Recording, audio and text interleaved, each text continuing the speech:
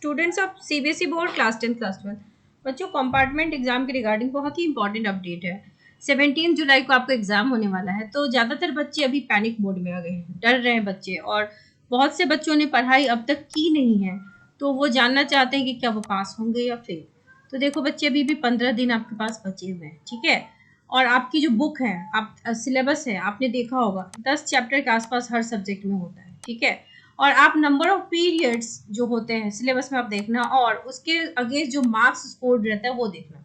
So you find out the easiest part. अभी भी time है, इजी टॉपिक से स्टार्ट करो।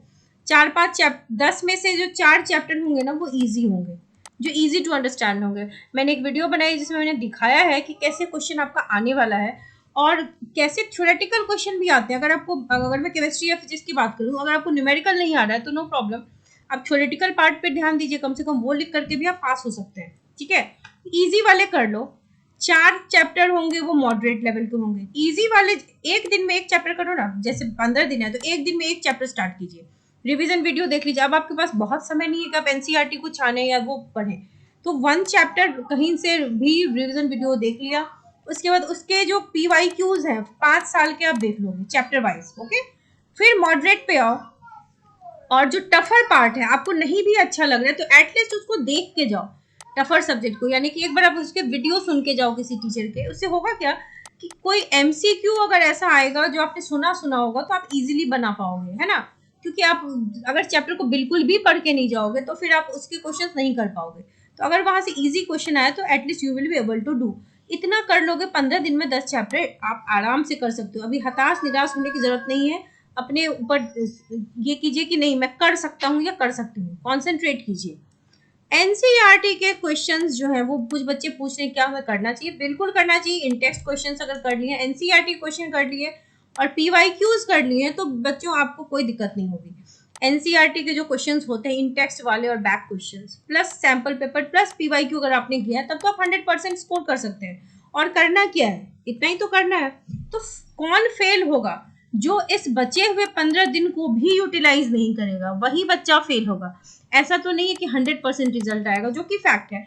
ऐसा नहीं हो कि no fail in compartment, it happens, fail होते हैं बच्चे।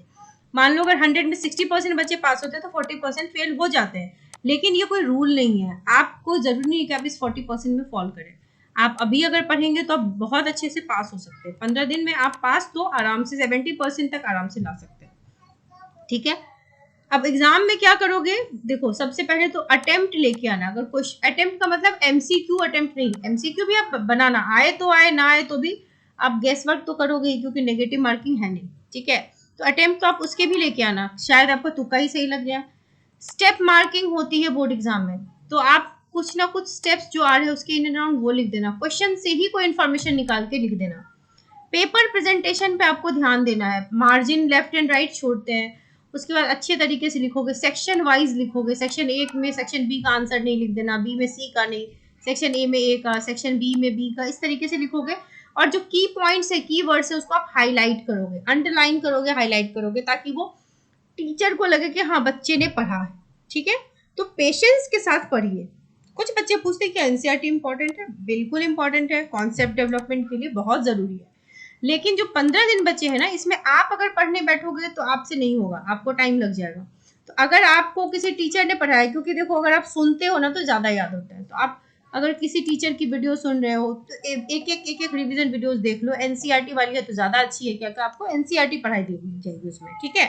तो कॉन्सेप्ट बिल्ड होगा, और जो आता है उसको करके जाओ। डिफिकल्ट वाले पे मत सोचो कि अरे मुझसे अगर और केमिस्ट्री की बात करूँ तो ऑर्गेनिक कन्वर्जन नहीं बन रहे तो उसको छोड़ दीजिए। जो आता है बेसिक जो थ्योरेटिकल पार्ट है उसको कर जाइए। आपको तो बेसिकली पहले पास होना है, उसके बाद बाकी की चीजें। अब बात कर रहे हैं एडमिट कार्ड की। बच्चों एडमिट कार्ड जो है, जो फ्रेश स्टूडेंट्स हैं उनको, रेगुलर स्टूडेंट को स्कूल से मिलने वाला है, और वो भी लास्ट वीक में मिलेगा, 12 से 15 जुलाई के आसपास आपको मिलेगा। और अगर आप प्राइवेट कैंडिडेट हैं तो ऑनलाइन आपको मिल जाएगी।